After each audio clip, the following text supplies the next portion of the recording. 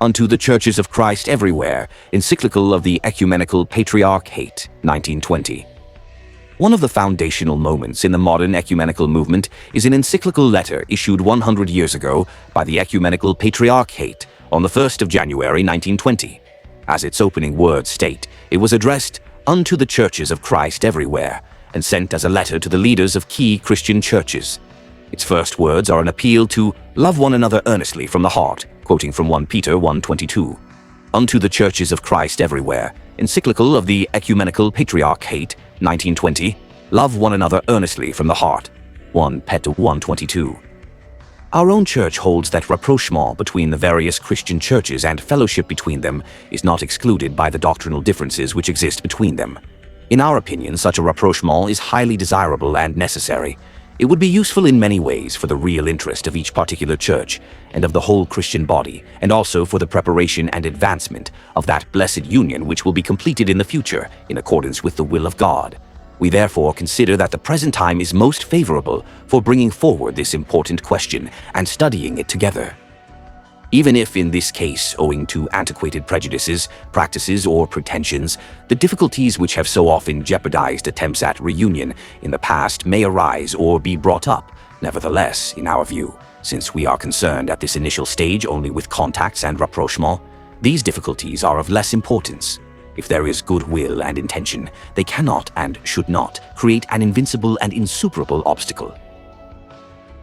Wherefore, considering such an endeavor to be both possible and timely, especially in view of the hopeful establishment of the League of Nations, we venture to express below in brief our thoughts and our opinion regarding the way in which we understand this rapprochement and contact, and how we consider it to be realizable.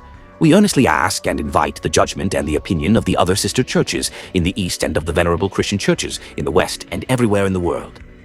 We believe that the two following measures would greatly contribute to the rapprochement, which is so much to be desired and which would be so useful, and we believe that they would be both successful and fruitful. First, we consider as necessary and indispensable the removal and abolition of all the mutual mistrust and bitterness between the different churches, which arise from the tendency of some of them to entice and proselytize adherents of other confessions. For nobody ignores what is unfortunately happening today in many places, disturbing the internal peace of the churches, especially in the East. So many troubles and sufferings are caused by other Christians, and great hatred and enmity are aroused, with such insignificant results, by this tendency of some to proselytize and entice the followers of other Christian confessions. After this essential re-establishment of sincerity and confidence between the churches, we consider, secondly, that above all, love should be rekindled and strengthened among the churches, so that they should no more consider one another as strangers and foreigners, but as relatives, and as being a part of the household of Christ, and fellow heirs, members of the same body and partakers of the promise of God in Christ. EPH 3:6.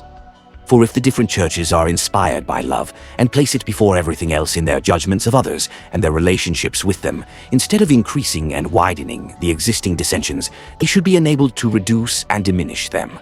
By stirring up a right brotherly interest in the condition, the well-being and stability of the other churches, by readiness to take an interest in what is happening in those churches and to obtain a better knowledge of them, and by willingness to offer mutual aid and help, many good things will be achieved for the glory and the benefit both of themselves and of the Christian body.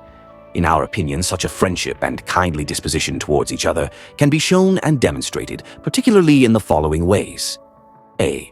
By the acceptance of a uniform calendar for the celebration of the great Christian feasts at the same time by all the churches.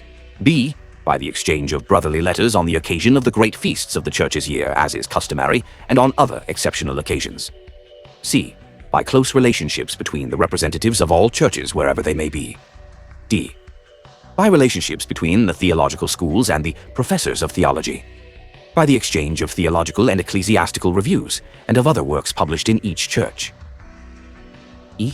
By exchanging students for further training between the seminaries of the different churches. F. By convoking pan-Christian conferences in order to examine questions of common interest to all the churches. G. By impartial and deeper historical study of doctrinal differences, both by the seminaries and in books. H. By mutual respect for the customs and practices in different churches. I. By allowing each other the use of chapels and cemeteries for the funerals and burials of believers of other confessions dying in foreign lands. J. by the settlement of the question of mixed marriages between the confessions. K.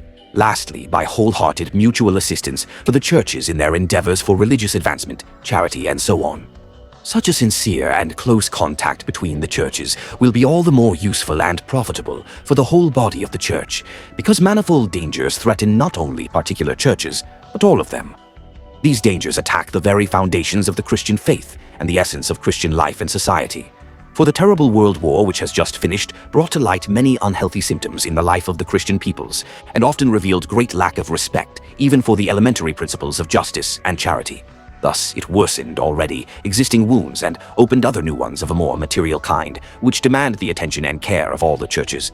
Alcoholism, which is increasing daily, the increase of unnecessary luxury under the pretext of bettering life and enjoying it, the voluptuousness and lust, hardly covered by the cloak of freedom and emancipation of the flesh, the prevailing unchecked licentiousness and indecency in literature, painting, the theater, and in music, under the respectable name of the development of good taste and cultivation of fine art, the deification of wealth and the contempt of higher ideals, all these and the like, as they threaten the very essence of Christian societies, are also timely topics requiring and indeed necessitating common study and cooperation by the Christian churches. Finally, it is the duty of the churches which bear the sacred name of Christ not to forget or neglect any longer his new and great commandment of love. Nor should they continue to fall piteously behind the political authorities, who, truly applying the spirit of the gospel and the teaching of Christ, have under happy auspices already set up the so-called League of Nations in order to defend justice and cultivate charity and agreement between the nations. For all these reasons, being ourselves convinced of the necessity for establishing a contact and league, fellowship, between the churches, and believing that the other churches share our conviction as stated above, at least as a beginning, we request each one of them to send us in reply a statement of its own judgment and opinion on this matter, so that, common agreement or resolution having been reached, we may proceed together to its realization, and thus, speaking the truth in love, may grow up into him in all things, which is the head, even Christ, from whom the whole body fitly joined together and compacted by that which every joint supplieth, according to the effectual working in the measure of every part, maketh increase of the body unto the edifying of itself in love. EPH 4:15-16. Source: Michael Kinnaman. The Ecumenical Movement, an anthology of key texts and voices, 2nd ed., Geneva, WCC Publications 2016, 73-74.